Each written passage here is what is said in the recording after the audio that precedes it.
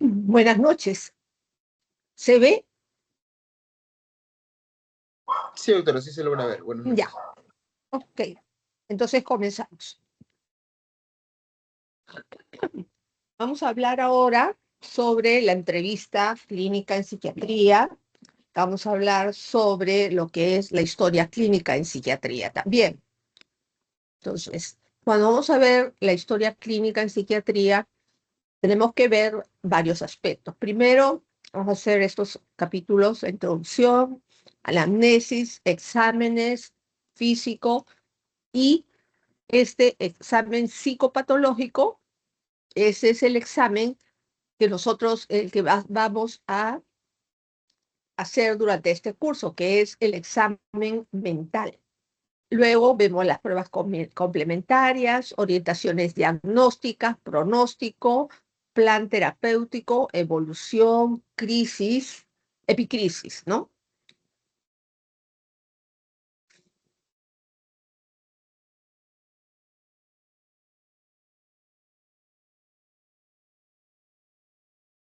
Luego, esta historia, ¿cómo la hacemos en psiquiatría? La hacemos a través de una entrevista. Y esto es para que nosotros podamos saber qué cosas tiene el paciente, qué molestias tiene. Entonces, en la anamnesis vamos a ir preguntando, y también ahí ya nos vamos dando cuenta en el examen mental. Ojo que nosotros en psiquiatría hacemos el examen mental de los datos que son aportados por el paciente y la familia, porque nosotros, si preguntamos al paciente nada más, nos puede decir una cosa, entonces tenemos que hacer anamnesis indirecta también. Ahora, algunos datos que escribimos en la historia clínica en psiquiatría usualmente se escribe entre comillas. Entonces ponemos entre comillas y se pone con las mismas palabras del paciente. ¿Esto por qué? Porque nosotros podemos interpretarlo de una manera diferente. Sin embargo, tenemos que ponerlo para que otro médico que lea la historia sepa exactamente lo que ha dicho el paciente. Las cosas que son importantes o las cosas que nosotros pensamos que eso va a servir en la evaluación del paciente. Luego, también la historia clínica tiene, así como la historia clínica normal, la historia clínica psiquiátrica tiene varios objetivos. Primero, tenemos que tener el registro escrito de todos los antecedentes del paciente: qué enfermedades ha tenido, tratamientos previos, su estado actual, y registrarlo en la historia clínica. Ustedes saben que la historia clínica tiene valor de documento, es un documento médico legal. Y de todas maneras, en cualquier centro asistencial donde nosotros atendamos, sea un centro público o una clínica privada, tenemos que tener el registro de la historia clínica. Antes todo era a mano. Actualmente hay historias clínicas electrónicas que son validadas y que son con la firma electrónica, ¿no? Entonces, este documento es un documento médico legal donde tenemos que registrar todo lo que es importante para el paciente y lo que vamos observando. Ahora, como yo decía, si cuando hacen alguna auditoría o ven o revisan la historia, acuérdense que si ustedes no lo escribieron en la historia, eso nunca existió. No es que yo dije, me dije, no, tiene que estar escrito. Entonces, le tenemos que preguntar al paciente. Por ejemplo, le preguntamos si ha tomado algo, qué sé yo, no, le preguntamos su medicación regular. Entonces, lo que él nos dice, tal, tal, y puede decirnos, soy alérgico a tal cosa. Entonces, nosotros tenemos que registrarlo, porque si no, eso nunca existió y el paciente nunca nos dijo. Esto tiene bastante valor y valor legal. También, para poder hacer esa historia clínica, tenemos que aprender a hacer la historia clínica y tener un entrenamiento para que la podamos hacer adecuadamente. Esta historia clínica psiquiátrica varía un poco en respecto a la historia clínica médica. ¿Por qué? porque en la parte médica nosotros podemos examinar los signos, síntomas y examinar al paciente. Nosotros acá no podemos ver la parte mental, pero sí podemos saber cómo está a través de lo que nosotros conversamos, a través de justamente la entrevista. ¿Cuál es el objetivo de tener una historia clínica? Nosotros vamos a ir describiendo y vamos a tener datos con respecto a la vida del paciente, ¿no? Las situaciones que le puede haber pasado, algún trastorno de estrés postraumático y de paso que nosotros vamos preguntando, establecemos una relación empática con el paciente. Esto también nos ayuda a poder detectar qué sentimientos o qué actitudes tiene el paciente frente a la enfermedad. Y también en psiquiatría y psicopatología, mucho es a través, no solamente es a través de lo verbal, sino es importante cómo lo dice el paciente, para lo cual vamos a observar el tono de voz, los gestos, la postura que tenga el paciente, los movimientos que realice o la expresión facial, aparte de la parte verbal que nos diga. Nosotros cuando dicen algo, puedes tener diferentes significados de acuerdo al tono de voz en el cual lo digamos. Entonces, dentro de la historia clínica, otro de los objetivos es poder hacer el examen mental, ¿no? Entonces, podemos nosotros ir preguntando, entrevistando al paciente e ir guiándonos para tener todos los datos y poder hacer una formulación diagnóstica donde vamos a considerar, como hemos hecho la historia del paciente, los factores etiológicos, ver la gravedad de enfermedad del paciente, qué repercusión ha tenido, y de paso podemos hacer una alianza terapéutica con el paciente, uno, para establecer un diagnóstico correcto, y dos, para que el paciente también ayude en lo que es el manejo y el tratamiento, y luego hacemos el plan de manejo y tratamiento. La historia clínica tiene que ser clara y concisa. Si bien es cierto, hay que registrar, pero tiene que ser de una forma, estos deben de ser universalmente interpretados y conocidos. No debemos usar abreviaciones o siglas. ¿Por qué? Porque esto solamente lo ponemos nosotros. En todo caso, si es que se utilizan abreviaciones o siglas, tienen que ser las que son comúnmente conocidas, por ejemplo, hipertensión arterial, HTA, ¿no? Pero no vamos a poner para cualquier otra cosa que nosotros hagamos una. También dentro de la historia puede tener frases o dichos textuales que el paciente ha dicho, entre comillas, ¿no? A veces el paciente nos dice, sí, se me ha ocurrido tal palabra, y esa palabra, por ejemplo, no existe, entonces lo ponemos entre comillas. Y muchas veces el paciente, y eso significa tal cosa, entonces ponemos entre comillas lo que significa, porque eso no vamos a saber si es que no nos dice el paciente. Y cuando no se puede evaluar algo de la parte del examen mental o la semiología, sea física, tenemos que poner por qué no se puede evaluar. Porque también nos puede tocar un paciente que esté, ejemplo, entonces tenemos que poner, no se puede evaluar, el paciente está sedado, ¿no? No vamos a poder hacer un examen mental al paciente. Entonces, comenzamos con lo que es la entrevista. La entrevista es el recurso técnico que nosotros tenemos para poder hacer el examen psiquiátrico y el examen mental del paciente.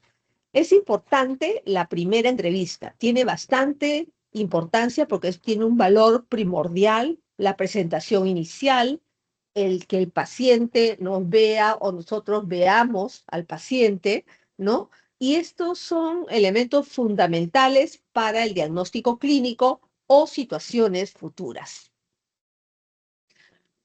Nos saludamos al paciente, nos presentamos y cuando conversamos con el paciente en la entrevista, tenemos que dar muestras de empatía y respeto. Miramos al paciente directamente. En ocasiones hay que evitar tomar excesivas notas, sin embargo, sí es importante escribir porque tenemos que registrarlo.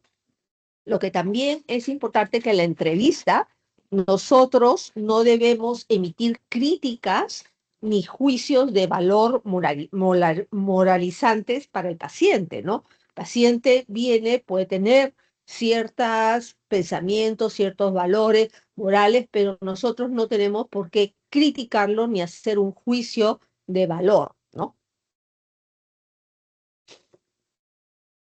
También, por otro lado, a veces el paciente puede decir algún comentario crítico de nosotros, tenemos que controlar nuestra respuesta de enojo, ¿no? Porque el paciente puede venir y decir, ay, doctora, usted está, no sé, desarreglada, es fea, no sé cuántos. Entonces nosotros tenemos que controlar las respuestas hacia ese paciente. También tenemos que utilizar un lenguaje adecuado al nivel educativo del paciente. Cuando comenzamos a hacer la historia clínica, vamos preguntando, ¿no? El nivel educativo y de acuerdo a eso vamos a hablar.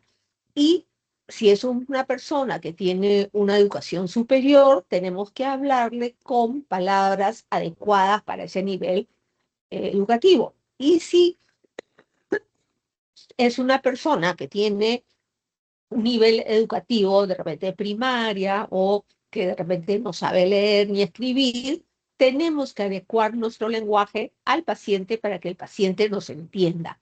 Sin embargo, también es importante fijar límites, límites con firmeza cuando sea necesario, ¿no? ¿Qué pasa si el paciente comienza a hablar de otros temas y nosotros no podemos hacer nuestra examen psicopatológico y se pone a hablar de temas que no son tan importantes? Entonces nosotros tenemos que fijar límites y traerlo y preguntarle en base a lo que nosotros necesitamos que nos diga el paciente. En ocasiones el paciente se queda callado y nosotros tenemos que aprender también a tolerar el silencio. Otro aspecto es asegurar la confidencialidad con el paciente, sobre todo cuando tratamos adolescentes o hablamos de la vida sexual del paciente, tenemos que asegurar que hay la confidencialidad. Ante el paciente, nosotros no podemos mostrar pesimismo o decir que todo le va a ir mal o eso está mal, no, sino tenemos que ser bastante receptivos. Y otra por parte que es importante, nosotros cuando le preguntamos al paciente, tenemos que tratar, de acuerdo a lo que preguntamos, hacer preguntas abiertas. O sea, para que el paciente nos cuente cómo le fue a usted con sus amigos en el colegio. El paciente nos cuenta. Si nosotros le preguntamos preguntas cerradas, que puede ser, por ejemplo, para que nos conteste sí o no, puede ser, ¿ha ido al colegio? Sí, sí o no, nos contesta. Sí he ido, no he ido, ¿no? Entonces, nosotros tenemos que hacer preguntas abiertas para que estas respuestas nos sirvan para seguir en lo que es la entrevista.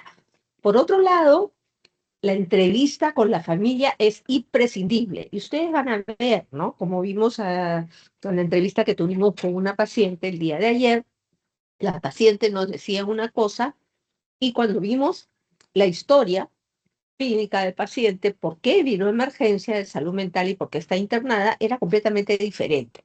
Por lo tanto, nosotros no nos podemos llevar solamente de la entrevista que hacemos con el paciente, sino que también tenemos que hablar con los familiares porque tenemos que tomar los datos que son importantes. ¿Y qué información tenemos que preguntar? Tenemos que preguntar información que nos va a aportar para poder hacer el diagnóstico. Por ejemplo, ¿qué síntomas ha tenido? Muchos de los pacientes a veces no les gusta recordar o decir los síntomas, pero Por eso tenemos que hacer la entrevista con la familia, aparte, para poder tener mayores datos. Las conductas que ha tenido el paciente, la evolución del paciente, si es que ya ha tenido su enfermedad a lo largo de la vida, las actitudes del paciente. Les comento con un grupo de práctica que hicimos, entrevistamos a una paciente que tiene un diagnóstico de esquizofrenia de hace varios años, esquizofrenia paranoide. Sin embargo, con nosotros habló muy bien, se mostró bastante comunicativa, pero no aceptó que tenía ningún síntoma. Decía que no sabía por qué su esposo la había traído acá, que ella estaba bien, no tenía nada, ¿no? Y cuando vimos en la historia, vimos que había estado ella agresiva, se había peleado con los vecinos, ¿no? Incluso con una taza le había amenazado al esposo, ¿no? Y se trataba de una paciente que había recibido su medicación varios años y que ya hacía un año que estaba sin medicación. Entonces se reactivaron todos los síntomas psicóticos en el paciente, ¿no? Y también, cuando leímos ahí en la historia, vimos que a veces se ponía a hablar como que escuchaba algo. Sin embargo, nosotros le preguntamos si escuchaba algo, voces, nos dijo antes, no, pero ahora ya no. ¿Y cómo era? No quiso decirnos, ¿no? También tenemos que ver cuál es la evolución del paciente, cuáles son las actitudes que tiene el paciente también a la entrevista y poder dar cierto apoyo o rechazar algunas cosas que el paciente pueda estar fuera de lo que debería ser, ¿no? Y tenemos que tener eh, la información de qué factores ha habido que hayan sido desencadenantes para que se presente la enfermedad o para que ésta se mantenga. Y lo que respecta también al apoyo y rechazo del paciente, la familia muchas veces rechaza al paciente, ¿no? Entonces, ¿qué tanto apoyo tiene de la familia si están ahí para que puedan apoyar y que siga con su tratamiento? Entonces, comenzamos a hacer en lo que respecta a la anamnesis, igual que la historia clínica, pero como ya estamos entrevistando al paciente, nos vamos dando cuenta cómo nos habla, cuál es su actitud, todo eso vamos observando nosotros, ¿no? Entonces, en la anamnesis vamos a preguntar los datos de filiación, ¿no? El motivo principal de la consulta, por qué motivo viene, por qué motivo ha ido al hospital, por qué el motivo la llevó a emergencia, cuál es la enfermedad actual, qué síntomas tiene, qué cosa ha sentido esta vez, qué ha pasado, y también preguntamos sobre episodios psiquiátricos anteriores, ¿no? ¿Cuándo se puso mal la primera vez? ¿Qué tipo de episodio ha tenido? Y también antecedentes personales. Como les decía a los alumnos, también es importante preguntar sobre antecedentes de enfermedades médicas.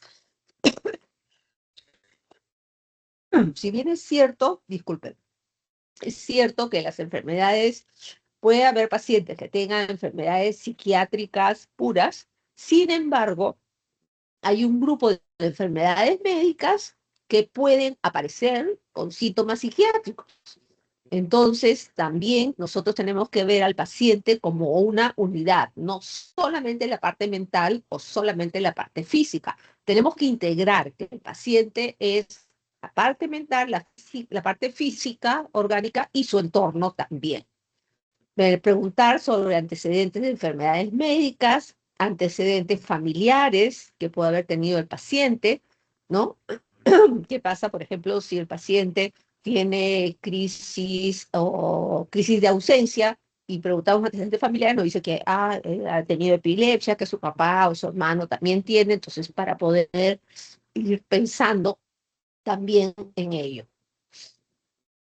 Luego, de todas maneras, a nuestros pacientes que ingresan por emergencia, tenemos que obligatoriamente hacer el examen físico para poder registrar en la historia del paciente cómo llegó, si tenía moretones, si tenía heridas, qué estaba pasando en la parte física con el paciente. Y luego hacemos el examen del estado mental. El curso de psicopatología es donde ustedes van a aprender hacer el examen mental uno por uno en una forma secuencial para que lo puedan registrar de una manera adecuada. Si necesitan hacer pruebas complementarias, se les pide los exámenes que requieran.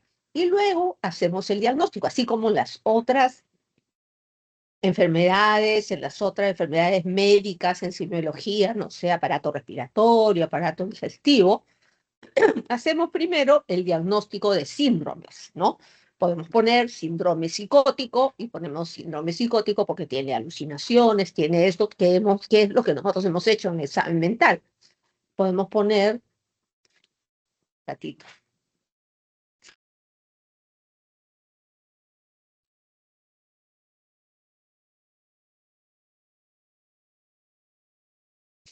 Entonces, el diagnóstico el diagnóstico síndrome, estoy pidiendo que me traiga un vasito de agua para poder seguir hablando. El diagnóstico sindrómico es por síndromes. Podemos poner otro de los síndromes que al final del curso vamos a ver los síndromes que hay, pero primero tenemos que detectar los signos y síntomas para poder hacer el síndrome.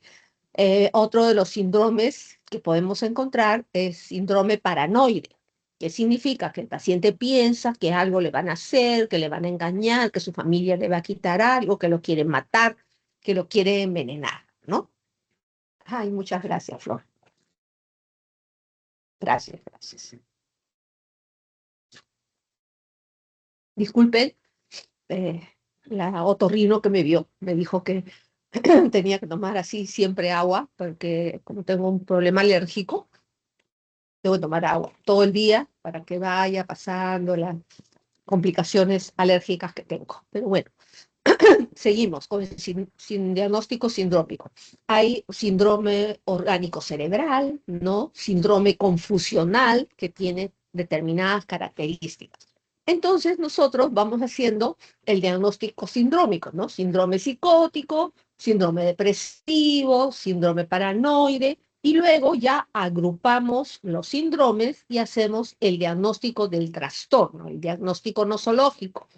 Y luego hacemos el diagnóstico diferencial con las diferentes entidades nosológicas para poder encontrar cuál es el diagnóstico del paciente, ver si hay factores etiológicos y luego el pronóstico también, que es lo que vemos en el paciente. Posteriormente a ello, dentro de la historia clínica, hacemos el plan terapéutico, ¿no? ¿Qué vamos a hacer con el paciente? Plan terapéutico.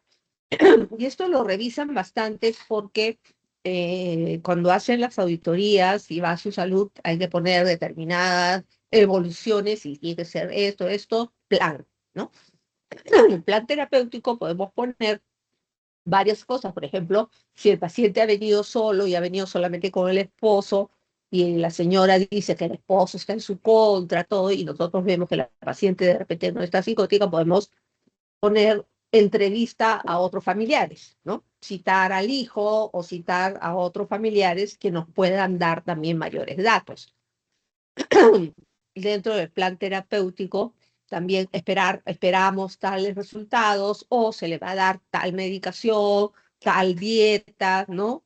Interconsulta para que lo vea tal, ¿no? Entonces, nuestro plan terapéutico, luego hacemos nuestra evolución y ya cuando el paciente se va de alta en la historia, ya ponemos la epicrisis, que es importante porque eso es como un resumen de lo que el paciente ha recibido, lo que es el internamiento. Entonces, dentro de la anamnesis psiquiátrica, tenemos que ver algunos aspectos. Los datos de filiación, como les dije, el motivo principal de la consulta. Y aquí viene lo importante, la historia de la enfermedad actual. ¿Por qué el paciente ha venido? También ahí podemos preguntar sobre algunos acontecimientos vitales o circunstancias que haya pasado que coincidan con el inicio del cuadro, ¿no? ¿Qué factores precipitantes han habido en relación al cuadro cuando ha sucedido, cuando ha comenzado a aparecer determinados síntomas. El curso de la enfermedad, ¿no? ¿Cómo se inició? Si fue brusco, cómo aparecieron los signos y síntomas, cuál fue su evolución, si hubieron fluctuaciones y el estado actual. Entonces, cuando hacemos la historia de la enfermedad actual, vamos preguntando estos aspectos. ¿Cuáles son las consecuencias y efectos de la enfermedad? ¿Qué cambios en sus hábitos, en sus costumbres o en la vida del paciente y de la familia se ha dado por el cuadro por el que viene? Y luego también es importante ver episodios anteriores, ¿no? ¿Qué episodios anteriores ha tenido el paciente? ¿Qué tratamientos ha recibido para poder saber con cuáles le ha ido bien o cuáles no le ha ido bien? ¿Qué fármacos, cuáles son las dosis, los efectos adversos de algunos y el cumplimiento, ¿no? Porque hay pacientes, como les decía, dentro del tratamiento en psiquiatría, si el paciente piensa que no tiene nada y que está bien, y piensa que el familiar lo está envenenando porque tiene sus síntomas paranoides, viene el familiar a darle una medicación, una pastilla, ¿la va a tomar? No. ¿Por qué? Porque va a decir, me quiere matar con esa pastilla. Entonces, nosotros tenemos que ver si hay pacientes que tienen conciencia de enfermedad y toman sus pastillas porque saben que si no toman, se pueden poner mal. Entonces, ese es lo ideal a lo que tenemos que llegar. Entonces, así como hay pacientes que cumplen, hay otros pacientes que sabemos que no cumplen, salen y después no toman la medicación y después se vuelven a internar porque han recaído con su cuadro.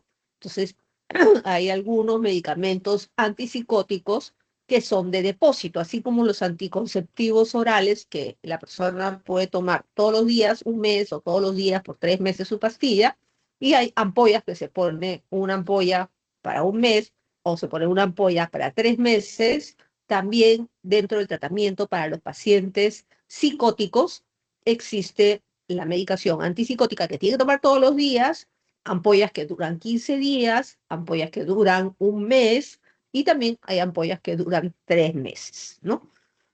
Esto ayuda para lo que es el cumplimiento del tratamiento del paciente. Y esto significa que va a tener menores recaídas. También tenemos que ver el paciente cómo ha estado antes, qué ha pasado y qué síntomas le quedaron al paciente, ¿no? Si es que este paciente cuando mejoró, luego ha quedado con síntomas residuales, ¿no? Esto tenemos que ver.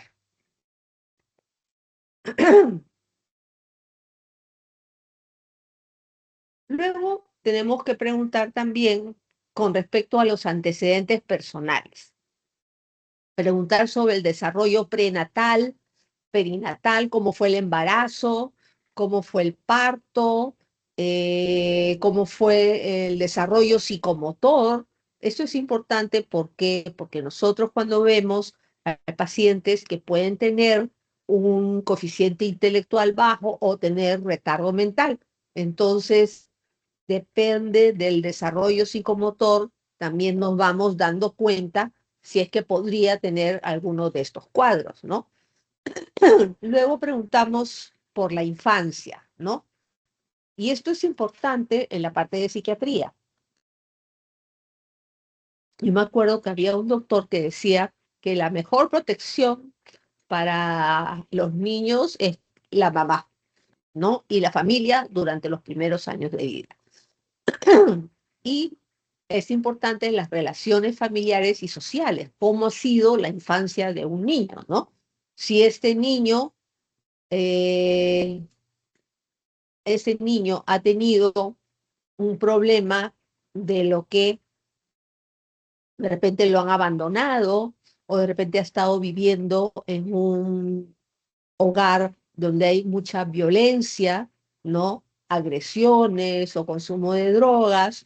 Entonces vemos cuáles han sido las vivencias que ha tenido este paciente, este niño, y de ahí podemos ver cuáles son su conducta, sus hábitos, y muchas veces vemos que estos pacientes pueden tener pavor nocturno, situaciones de temor en relación a situaciones que han vivido en la infancia.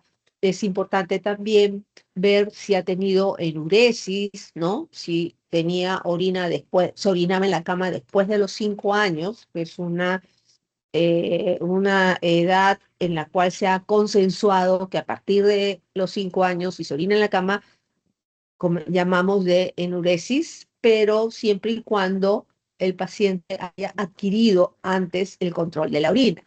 Encopresis también, rabietas, y estos datos son importantes porque muchas veces tienen que ver con algunos aspectos de los síntomas neuróticos o cuadros de ansiedad. Posteriormente, la adolescencia, vemos cómo ha sido su escolaridad, si es que la persona ha tenido trastornos de conducta, ¿no? De repente si es que ha tenido algún problema, agresiones, ha agredido a otras personas, ha habido situaciones de abuso sexual hacia el adolescente, o si el adolescente ha transgredido normas y abusado de otras personas, o ha matado animales pequeños, ¿no? Porque esto ya nos puede dar una idea de ciertas conductas y la donde tenemos que ir evaluando. También su identidad sexual, ¿no? Que está, si bien es cierto, en la adolescencia es cuando se nota, la identidad sexual no se forma en la adolescencia, sino que se va dando a través de todo el desarrollo de los 3, 4, 5, 6, 7 años, ¿no? Y la identidad sexual no se da y se forma en los niños a los 3, 4, 5 años, y en la adolescencia es cuando ya se nota, ¿no? Las relaciones familiares y sociales, sus estudios, si ha estudiado, cómo ha sido la escolaridad, su secundaria, si ha estudiado algo superior, luego de la secundaria la persona, cuál ha sido su rendimiento, cuál ha sido su conducta, si ha tenido problemas emocionales, drogas o eso. Todo eso lo hacemos dentro de lo que es la anamnesis de antecedentes personales en psiquiatría. Luego, podemos seguir con historia ocupacional. Eso también es importante, ¿no? Porque a veces vemos si ha trabajado en un sitio, de repente el paciente dice, no, yo trabajé en un sitio, me peleé con mi supervisor y me botaron, ¿no? O me fui a otro sitio y vemos que el paciente va teniendo problemas en los trabajos donde está, que de repente es impulsivo, tiene cambios en el carácter, ¿no? Entonces eso nos orienta también para poder hacer nuestro diagnóstico. También evaluamos o preguntamos sobre su historia psicosexual, ¿no? Cómo ha sido su desarrollo sexual en inicio del ciclo menstrual, si han habido cambios, primeras experiencias sexuales, grado de satisfacción, si ha habido etapas de enamoramiento, historia marital, si han tenido hijos, las edades que tienen los hijos, y a veces en la historia ponemos y el hijo tal de tal edad y nos escribe cómo es cada hijo en el sentido de su relación con el paciente, ¿no? Si han habido episodios de aborto o sus repercusiones. Y la personalidad, que sabemos que la personalidad es como la forma de ser de la persona que se va dando y consolidando a través de todo el desarrollo del niño. Entonces el niño nace con ciertos temperamentos, ciertos caracteres y a través de las vivencias va dándose y se va formando su personalidad para que a los 18 años ya se hablamos de que la personalidad está ya dada. No podemos hacer un diagnóstico de un trastorno de personalidad a una persona de 5 o 6 años. Podemos ver que hay indicios que se dirige a algo, sí, pero no podemos hacer el diagnóstico ahí. Entonces ahí vemos ciertas conductas, actitudes, carácter del niño, de la persona, adolescente, adulta a lo largo de vida, estilo de vida, valores, aficiones, sociabilidad y el uso de sustancias psicoactivas, ¿no? Entonces eso nos da una idea de la personalidad del paciente. Pero también, así como hemos preguntado antecedentes patológicos, también de psiquiatría, también tenemos que preguntar antecedentes patológicos no psiquiátricos, ¿no? si es que la persona ha tenido algún tipo de enfermedad somática, ¿no? Hay enfermedades de tipo autoinmune, por ejemplo, lupus, que puede producir ciertas características o cambios en la conducta en la persona, ¿no? Entonces tenemos que ver qué enfermedades somáticas ha tenido, ¿no? Hospitalizaciones, si lo han hospitalizado por alguna causa, lo han operado, si es que tiene alergias y qué tratamientos ha recibido para los cuadros que ha tenido. Y debemos profundizar también en la historia de consumo de tóxicos o medicamentos en forma excesiva. También vemos lo que es antecedentes familiares, donde tenemos que hacer una descripción detallada de cada uno de los miembros de la familia, ¿no? Padres, hermanos u otros parientes que vivan con el paciente. Y eso es importante, ¿por qué? Porque vamos a ver cómo ha sido la relación de la persona con el padre o con la madre y qué hogar han tenido, porque ellos muchas veces este patrón se vuelve a repetir.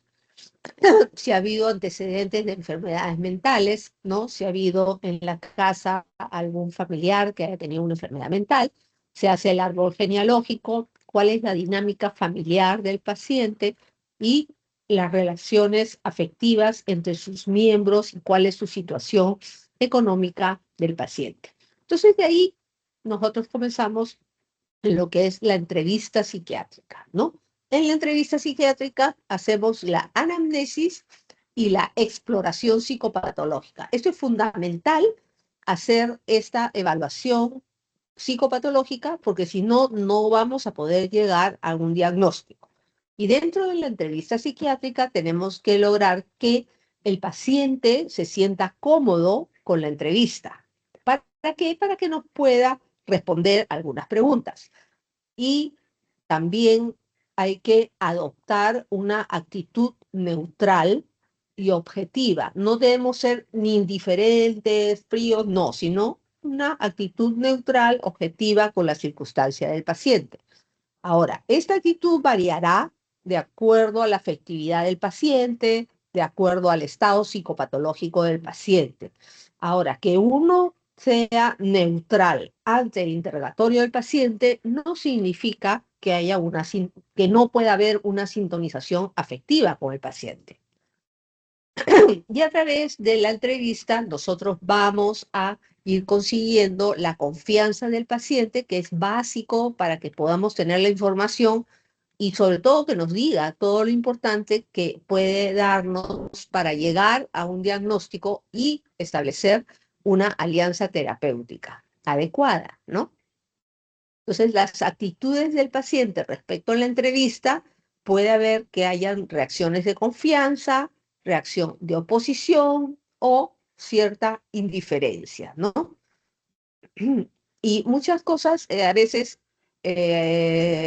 los pacientes adolescentes pueden venir y de repente la mamá los trae porque no están comiendo, porque ha bajado de peso, y lo lleva ¿a dónde? A medicina, gastroenterología, no, que debe tener algo, y vemos que a veces algunos médicos, pediatras o gastroenterólogos se acercan al paciente, tienen cierta actitud, consiguen la confianza con el paciente, y de repente la paciente les dice, no, lo que pasa es que yo estoy muy gorda, entonces no puedo comer. Entonces, eso definitivamente hace llegar a un diagnóstico, porque podemos ver que podría ser un cuadro de anorexia nerviosa y no un cuadro de una enfermedad orgánica, que de todas maneras habría que descartar, pero que ya nos guía para poder orientar a la familia y al paciente.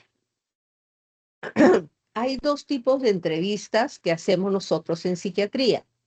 Uno son las entrevistas abiertas no estructuradas. Esa es la principal que vamos a hacer, porque es donde vamos a poder evaluar a la persona y que la persona nos vaya diciendo y vamos haciendo preguntas para poder dirigir o ir encauzando a los datos que tenemos que tener, ¿no? Cuando hablamos de entrevistas abiertas, también, por otro lado, hay las entrevistas estructuradas, ¿no? Que son las entrevistas que generalmente se utilizan en los estudios de investigación ¿Por qué? Porque se tiene que comparar el grupo de un paciente, digamos, acá en Perú, comparado con un paciente que esté en Europa, con otro paciente que esté en Norteamérica, con otro paciente que esté en la China. Entonces, las entrevistas tienen que ser igual para que se pueda comparar y hacer un estudio clínico. Entonces, esas entrevistas sí tienen preguntas y un registro estructurado de las respuestas. Nosotros no, nosotros vamos a hacer el modelo de entrevista clínica abierta que vamos a llevar de acuerdo a lo que es el modelo médico. También hay el modelo psicoanalítico, ¿no? Que es cuando el paciente lo echa a un diván y que el paciente hable y va viendo lo que es el subconsciente del paciente. Nosotros vamos a hacer una entrevista clínica abierta del modelo médico a través de la cual vamos a hacer el examen mental. Allí las entrevistas semiestructuradas y las estructuradas, que es las que yo les decía, difieren de las entrevistas abiertas porque hay un recojo sistemático de información. Como les decía, eso se utiliza en la investigación porque se tiene que recoger determinadas variables en forma estructurada y eso se hace para homogeneizar la información que se recoge por diferentes evaluadores en diferentes poblaciones, ¿no? Entonces nosotros, a través de la entrevista psiquiátrica, es el instrumento fundamental para poder llegar a un diagnóstico. A diferencia de, por ejemplo, en aparato respiratorio, tenemos que llegar a un diagnóstico, tenemos que examinar, ¿no? O sea, entrevistar, preguntar síntomas, nos dice el paciente, y también examinar. Pero en psiquiatría no vamos a examinar. Entonces, es todo a través de la entrevista. Entonces, eh, es muy similar a la entrevista médica, como la obtención de datos de filiación, motivo de consulta, la enfermedad actual, antecedentes. Lo importante es que nosotros podemos preguntarle al paciente y es importante cómo le preguntemos al paciente, ¿no? No hay que preguntarle como si fuera un interrogatorio policial, ¿no? Hay que ser amable, hay que tener cierta cortesía, cierto tono de voz para preguntarle al paciente. Y muchas veces el paciente a veces nos va diciendo algunas cosas, entonces nosotros estar atentos para no volverle a preguntar lo mismo que ya nos dijo, porque el paciente se va a dar cuenta y decir, ah, pero ya le dije otro, entonces eso es importante. Y diferencia un poco con la entrevista médica es que nosotros vemos bastante los aspectos emocionales, cómo han repercutido en la parte emocional las situaciones biográficas del paciente, los cambios sociobiográficos, así como las relaciones interpersonales y la adaptación social que ha tenido la persona a lo largo de su vida en diferentes situaciones que se pueden haber aparecido. Ahora, para lo que es la entrevista psiquiátrica, el marco de la entrevista, es importante que nosotros tengamos un lugar donde podemos entrevistar al paciente y es diferente en cada lugar, ¿no? Por ejemplo, si estamos en un servicio de urgencias, entonces vamos a estar ahí preguntando al paciente para poder ubicarlo y no vamos a tener tanta privacidad porque estamos en un servicio de urgencias, ¿no? Si es unidad de agudos de psiquiatría, también. Si es la consulta ambulatoria, bueno, vamos a estar en un consultorio y sí le vamos a tener cierta privacidad para poder hablar con el paciente o si estamos en un servicio médico quirúrgico, a una hospitalización, ¿no? A veces es difícil entrevistar a un paciente cuando hay camas o los pacientes están, vamos a hacer las interconsultas al piso y hay dos camas en las habitaciones. Entonces nosotros preguntamos al paciente y el otro paciente que está al costado va a escuchar. Entonces el paciente no nos va a decir muchas cosas o va a tener cierta reticencia a poder decirnos algo, ¿no?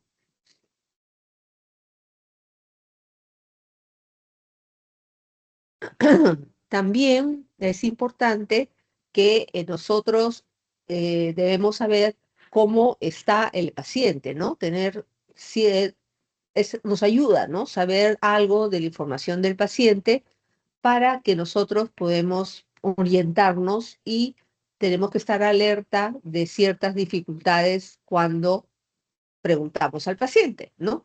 Por ejemplo, conocer si el paciente ha llegado para ser evaluado por él mismo, ¿no? Si ha sido llevado por los familiares, ¿no? Si ha sido traído en una ambulancia, si ha sido llevado por los bomberos, ¿no? Los bomberos muchas veces llevan a algunos pacientes, o si ha sido conducido por las fuerzas del orden público, ¿no? Que a veces lo llevan con esposas o pacientes. Entonces, esto, saber cómo ha llegado el paciente para poder acercarnos, evaluarlo, es importante para que podamos tener cierta empatía con el paciente.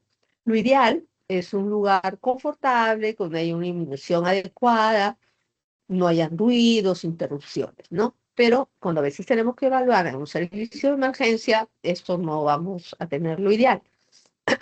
La privacidad de la entrevista, por ejemplo, en los centros universitarios es importante decirle al paciente que uno le va a entrevistar con los alumnos y pedir la conformidad antes de entrar a la entrevista, si está de acuerdo, que le va a entrevistar con los alumnos para poder continuar. Ahora, objetivo importante es que el paciente se sienta cómoda en la entrevista, ¿no? Entonces nosotros tenemos que evitar cohibir o hacer que nuestros pacientes se sientan incómodos. Las interrupciones, en lo posible, deben de evitarse. Sin embargo, hay casos que pueden ser previsibles, que si uno, por ejemplo, está esperando una llamada y uno sabe que va a interrumpir o que puede pasar, entonces hay que decirle al paciente, por si acaso estoy esperando una llamada, voy a contestar, pero esto puede pasar para que el paciente esté preparado y no se sienta incómodo, ¿no? Y si es que se da, solicitarle las disculpas, ¿no? También es importante ver a los pacientes que tengan un riesgo potencial de agitación, ¿no? Es importante que sea una habitación tranquila, donde no haya cosas que lo puedan alterar, y sobre todo en las emergencias de psiquiatría, que no hayan objetos movibles, ¿no? O que sean susceptibles de que lo vaya a lanzar el paciente, que pueda estar agitado, ¿no? En las unidades de urgencia, la seguridad es importante y se debería prever un camino rápido hacia la puerta de salida, o sea, debe de estar alguna salida. En algunos consultorios tenemos la puerta de entrada, pero tenemos también una salida, y en los consultorios de psiquiatría, que a veces entrevistamos a los pacientes y que pueden agitarse, tenemos un botoncito donde apretamos y enfermería lo escucha y viene para poder ayudar si es que se presenta alguna dificultad.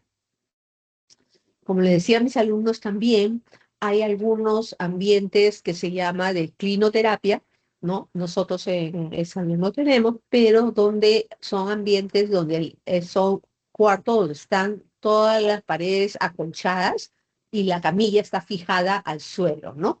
Y la puerta se abre hacia afuera. ¿Por qué? Porque esos son importantes para poder valorar al paciente que está con agitación psicomotora, ¿no? O que está con riesgo de que se haga daño a él o haya un riesgo de heteroagresividad o potencial hacia el resto del personal. Con respecto a la entrevista, la duración, eso depende del lugar donde se va a desarrollar.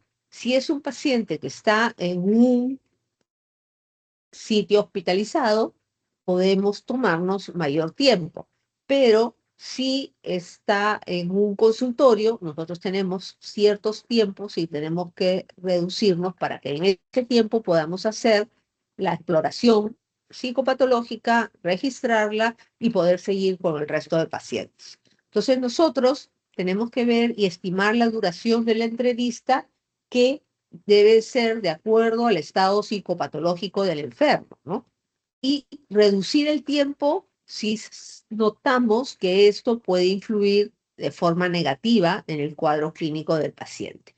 En los ambientes ambulatorios, puede ser entre 45 minutos a 1 hora las primeras entrevistas y luego ya de media hora para a más en las siguientes. Sin embargo, nosotros tenemos ciertos indicadores hospitalarios donde tenemos 30 minutos para ver al paciente por primera vez y 20 minutos para ver en las consultas posteriores.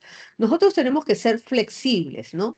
Vemos que hay algunos pacientes que podemos atenderlos más rápido, otros que tenemos que tomarnos más tiempo y ver y ajustar el tiempo del paciente que atendemos de acuerdo a su estado psicopatológico. En una segunda entrevista o tercera entrevista o cuando estamos viendo el paciente a lo largo del tiempo, podemos tomarnos menos tiempo y dar más tiempo para el paciente que lo necesita la primera vez. O también podemos ver si hay alguna recaída. Eso puede hacer que necesitemos más tiempo para poder evaluar al paciente.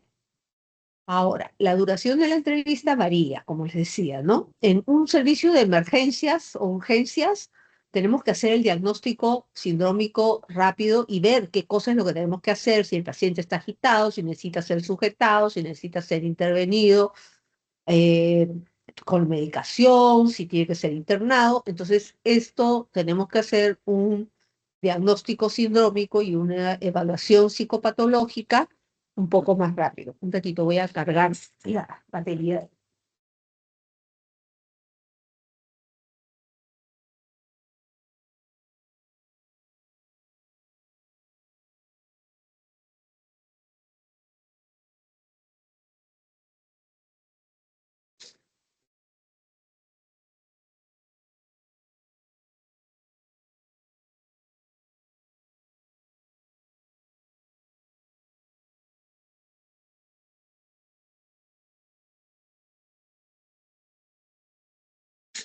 Ya, se alcanzó.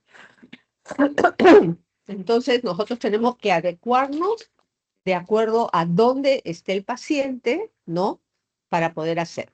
Ahora, la mayoría de los pacientes que evaluamos nosotros en una emergencia es en menor tiempo que lo que vemos a un paciente que está ingresado en una hospitalización o que está en una consulta, ¿no? Dado a que nosotros tenemos que ver cuál es el estado mental del paciente en ese momento. También, por otro lado, si hacemos una entrevista demasiado larga y divagatoria, esto puede no ser muy útil para nosotros, ser algo infructuoso y puede agotar la paciencia del paciente que queramos entrevistar o explorar su estado mental. Algunas urgencias, cuando va el paciente, puede requerir más tiempo o incluso varias evaluaciones para descartar algún tipo de etiologías somáticas, toxicológicas, de cuadros conductuales, ¿no? El paciente que está internado, podemos hacer la historia clínica en psiquiatría, como les mencioné, tiene que ser una historia clínica bien amplia. Y esta historia clínica va a ser hecha en el paciente hospitalizado no en una sola vez, sino va a ser hecha varias veces, ¿no? Entonces, en varias entrevistas y si el Estado lo permite, el paciente puede hacerse la mayor parte de una primera entrevista, pero como es una historia bastante larga, tenemos que tener más entrevistas para completar. Ahora, ¿cuáles son las reacciones del paciente en la entrevista? Muchas veces, algunos pacientes que tienen un trastorno psiquiátrico se sienten que no tienen nada, ¿no? Que no están enfermos. Esto dificulta que nosotros podamos hacer una anamnesis y explorar el estado mental, porque nos va a contestar todo lo que está bien. También, muchas veces, que nuestra actitud o forma de interrogar al paciente no revele que se duda de sus facultades mentales, que tenemos que preguntar de una manera amigable. La confianza es un principio básico para poder tener información que nos pueda ser útil y que nos pueda llevar a un diagnóstico y establecer una alianza terapéutica adecuada. Es importante también en la entrevista del paciente, si es un cuadro psicótico, ¿no? Esto hace que el paciente se muestre receloso, suspicaz con el entorno. Entonces, como decía mis alumnos, si es que estamos en una entrevista con un paciente que tiene un cuadro paranoide, un cuadro psicótico, este paciente, si ustedes se ponen a hablar entre ustedes, lo que va a pensar es, ah, está hablando de mí, algo me quieren hacer porque está en su mundo paranoide, ¿no?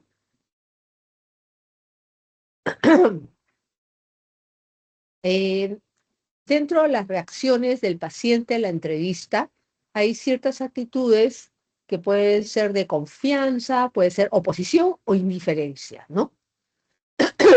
Cuando el paciente hay confianza y cooperación, eso es lo ideal, porque eso nos facilita poder seguir con la entrevista. Cuando hay mucha familiaridad y docilidad exageradas, esto también puede indicar que hay una desinhibición conductual. Por ejemplo, el paciente maníaco, hipomaníaco, puede tener ese tipo de conductas. En los trastornos orgánicos cerebrales también se puede dar y algunas personalidades histriónicas, ¿no? También podemos encontrar una reacción oposicionista, ¿no?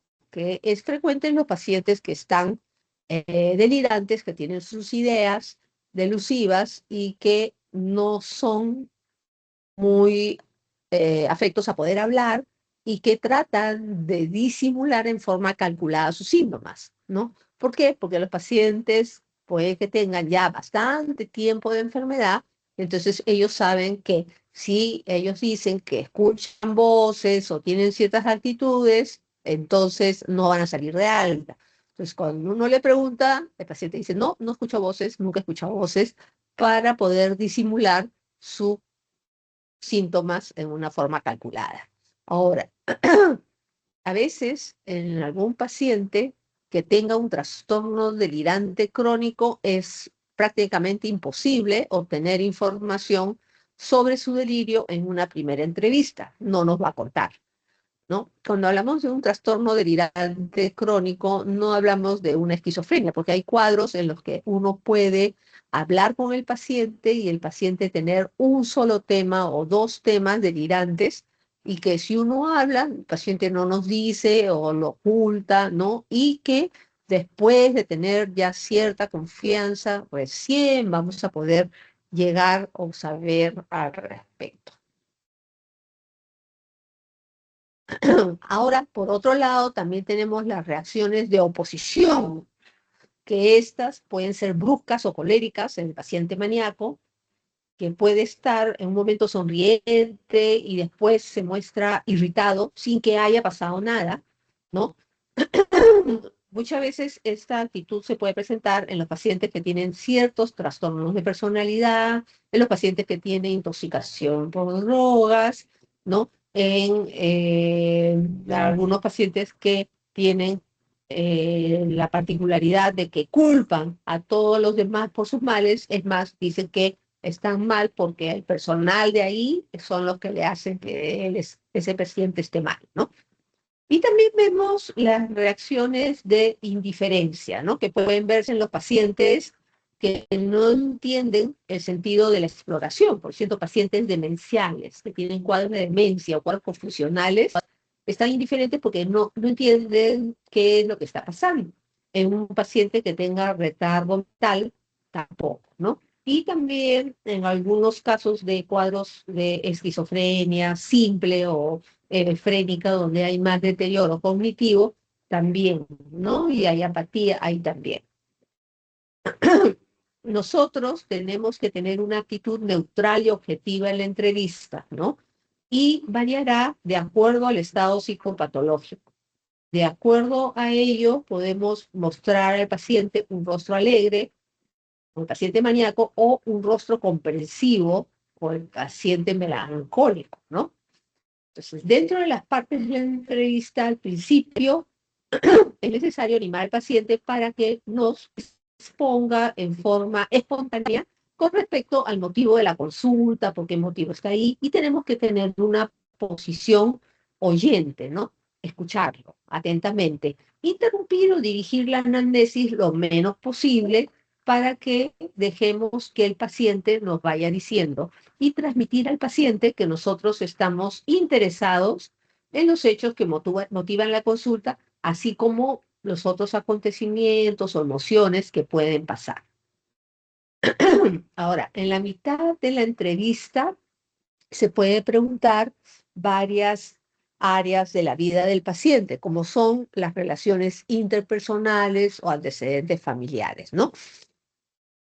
¿Cuál es la situación actual en su empleo? ¿Qué aficiones tiene? ¿Qué religión? Si tiene valores religiosos, si tiene historia militar, social, médica, toxicológica, sexual o legal también, ¿no? Tenemos que tener una idea de cómo se relaciona el paciente con el entorno, con la gente con la que labora, con su familia, cómo es en la vida diaria. Entonces, muchas veces le podemos pedir que nos describa cómo es un día habitual en su vida, ¿no? Cotidiana y cuál es el funcionamiento del paciente y ahí también darnos cuenta de qué grado de interferencia hay de los síntomas del paciente en la vida del paciente, ¿no? Entonces nosotros tenemos que ir yendo de ciertos temas a otros temas que tengan más valor, ¿no? Y comenzar primero por los que son positivos, agradables, luego neutros y luego ya preguntar sobre algunos temas que pueden tener una mayor repercusión emocional.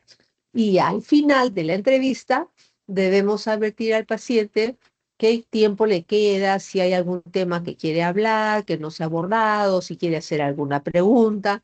Muchas veces los pacientes preguntan al entrevistador eh, respecto a lo que les ocurre, qué es lo que tengo, qué es lo que puede pasar.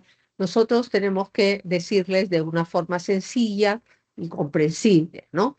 Realizar pruebas complementarias si se necesita, modificar o indicar la hospitalización. Ahora, el tipo de preguntas, como les decía, no deben de ser preguntas sugestivas, ¿no? Por ejemplo, ¿puede decirme por qué se encuentra aquí? Es una pregunta que no es sugestiva, ¿no? Y que nos da pie para que el paciente nos pueda decir. Pero si nosotros preguntamos, ¿tiene usted dolores o no los tiene? Ya, esa pregunta ya es una pregunta alternativa. ¿Por qué? Porque el paciente va a decir no o sí, ¿no? Si el paciente le preguntamos, ¿le duele en alguna parte? Es una pregunta sugestiva pasiva. ¿Por qué? Porque estamos sugiriendo que tiene dolor en alguna parte, ¿no? O le podemos preguntar, ¿usted padece dolores de cabeza? ¿No, no es verdad? Eso le estamos sugiriendo activamente que padece dolores de cabeza. Entonces, los tipos de preguntas que debemos hacer son preguntas no sugestivas, ¿no? Lo que puede ayudar a que el paciente queda libre y tiene tiempo, tiene toda la libertad que nos pueda dar la información de acuerdo a lo que se le ocurra, de acuerdo a lo que es importante y tenga más validez. Y nosotros tenemos que tomar, a veces el inconveniente es tomar más tiempo para poder llegar a algunos detalles o ir preguntando para algunos temas, porque el paciente nos va a decir algunas cosas que de repente no son relevantes para la entrevista, ¿no? A veces al principio es importante hacer las preguntas no sugestivas. ¿Para qué? Porque es la parte inicial del interrogatorio y el paciente nos va a decir lo que más le preocupa, cuál es su preocupación actual, ¿no? Existen también las preguntas alternativas, donde ya es para orientar desde el punto de vista clínico y obtener los síntomas necesarios que de repente el paciente no nos ha dicho en forma espontánea. Entonces ya le hacemos las preguntas alternativas. Ahora, las preguntas sugestivas presentan el inconveniente de dirigir en exceso el interrogatorio, ¿no? Sobre todo las activas. Entonces, cuando el paciente nos responde eso, tenemos que valorarlo con cierta cautela, ¿no? Vamos a tocar esos temas de psicopatología, ¿no? Que es un área de la salud que está dedicada, que es el curso de psicopatología, a estudiar los trastornos o síntomas psicológicos que pueden tener origen biológico, pueden tener alteraciones anatómicas, alteraciones bioquímicas o también se refieren a algún síntoma de origen psicológico, ¿no? Entonces, la psicopatología es la disciplina que analiza las motivaciones y particularidades de las enfermedades de carácter mental. Y eso se puede ver con varios enfoques: el psicodinámico, que viene del psicoanalista, el biomédico, el sociobiológico o el conductual, de acuerdo a cómo se evalúe, ¿no? Entonces, cuando hablamos de psicopatología, es aquella área de la salud que ve cuál del comportamiento de la persona no pueden ser explicados como parte del desarrollo de la maduración o normal del individuo y se conocen como trastornos, ¿no? Ahora, el área que estudio de la psicología se centra más que todo en aquellos estados no sanos de la mente de algunos individuos. Entonces, cualquier conducta que nosotros veamos que cause malestar en la persona o algún impedimento como consecuencia de su deterioro de las funciones cognitivas, es plausible de ser denominado como psicopatología, ¿no? Por ejemplo, si la persona tiene mucho temor a salir a la calle y no sale porque tiene temor de que algo le puede pasar o le vienen ideas, eso ya no es una conducta normal porque ya le ocasiona molestias al paciente y ya puede limitar que el paciente pueda ir a algunas actividades, ¿no? Entonces, esto es lo que se estudia en lo que es la psicopatología, lo anormal. Y para ver, para estudiar lo anormal, tenemos que ver también cuál es la conducta normal y poder evaluar y comparar dentro de ellos, ¿no? Entonces, aquí nosotros podemos ver qué es normal y qué es anormal y tener ciertos criterios para que podamos hacer el diagnóstico. Entonces, la exploración psicopatológica, como les dije, es parte de la entrevista y que se hace para hacer un examen mental, ¿no? ¿Y qué hacemos ahí? Evaluamos, analizamos los signos y síntomas y los agrupamos para hacer un síndrome. Es conveniente que esta entrevista sea sistemática, ordenada, aunque pueda ser flexible, ¿no? Porque depende del paciente, estamos hablando de un tema, el paciente nos dice otro y podemos ir, y lo que sí es que todas las áreas deben de ser exploradas. Entonces, el examen mental, eso es lo fundamental, ¿no? El examen de síntomas y signos psicopatológicos para agruparlos en síndromes. Técnicas de exploración y términos psicopatológicos, y nosotros no solamente vamos a observar, sino también vamos a ver las reacciones que tenga el paciente ante nuestras preguntas, ante nuestros gestos, ante nosotros, ¿no? Y se tiene que ser de una manera ordenada y sistemática, pero flexible. Entonces, el examen mental tiene varias partes. Entonces, la primera parte es el porte, comportamiento y actitud, ¿no? Cómo nosotros vemos al paciente, cómo está, si está vestido de acuerdo a la estación, cuál es su comportamiento y la actitud hacia nosotros, ¿no?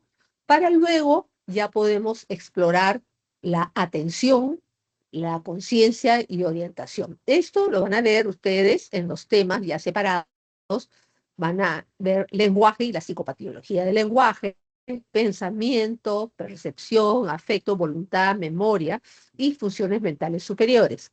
Pero como les dije, nosotros vamos a evaluar al paciente a través de la entrevista. Entonces, a través de que el paciente nos hable, los preguntemos, vamos a darnos cuenta si el paciente tiene su atención adecuada, si está consciente, si está orientado, dónde está, cómo es su lenguaje, y a través de lo que nos va diciendo, vamos sabiendo qué cosa está pensando el paciente y le preguntamos sobre la percepción, los aspectos, ¿no? Entonces, nosotros tenemos que ver ciertos aspectos: la edad aparente, cómo es la presentación del paciente, si está con una limpieza adecuada, expresión facial, ¿no? Si hay facies depresivas, ansiosas, suspicaz, agresiva, indiferente, y si tiene contacto visual, ¿no? Si el paciente nos mira o no, ¿no? Si es su postura rígida, tensa, si hay actividad, ¿no? Marcha o libertad de movimientos. Creo que hasta aquí nada más porque el resto lo van a ver en las otras clases de cada uno de ellos, ¿no? De funciones metales superiores, le preguntamos que nos diga algunos dígitos, vemos cómo está su estabilidad, ¿no? Y vamos preguntando en memoria, la memoria inmediata, a corto plazo, le vamos preguntando al paciente y vamos viendo si el paciente está en algún tipo de alteraciones. Esto ya lo van a ver ustedes en cada una de las alteraciones, ¿no? No sé si habrá alguna pregunta al respecto.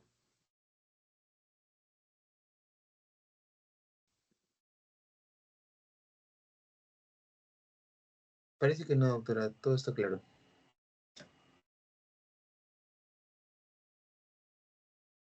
No te escuché. ¿Alguna pregunta? Te Sí, escuché doctora, parece que entrecortado. todo está claro, parece, doctora. No hay ninguna pregunta. Ya. No sé. Eso sobre la entrevista. Siempre respeten al paciente, hable con el paciente con cortesía. Si el paciente no quiere ser entrevistado, no lo podemos forzar, porque nosotros estamos en una parte de educación, de la parte de académica, ¿no? Que es difícil, que es diferente cuando el paciente va a emergencia y de todas maneras uno tiene que evaluarlo, ¿no? Ok, muy bien. Entonces creo que con esto ya terminamos la primera clase para que puedan aplicar en las entrevistas que tengan con los pacientes. Listo, doctora. Muchas gracias. ¿Mm? Muchas gracias, Ok, doctora. muy bien. No se ve. Yo pensé que se veía. Ah, no, mi teléfono lo ha bloqueado. El teléfono bloquea, que no me puedan ver, que no me puedan ver acá. Bueno, ok. Muy bien, entonces ya nos vemos en las clases prácticas. Hasta luego.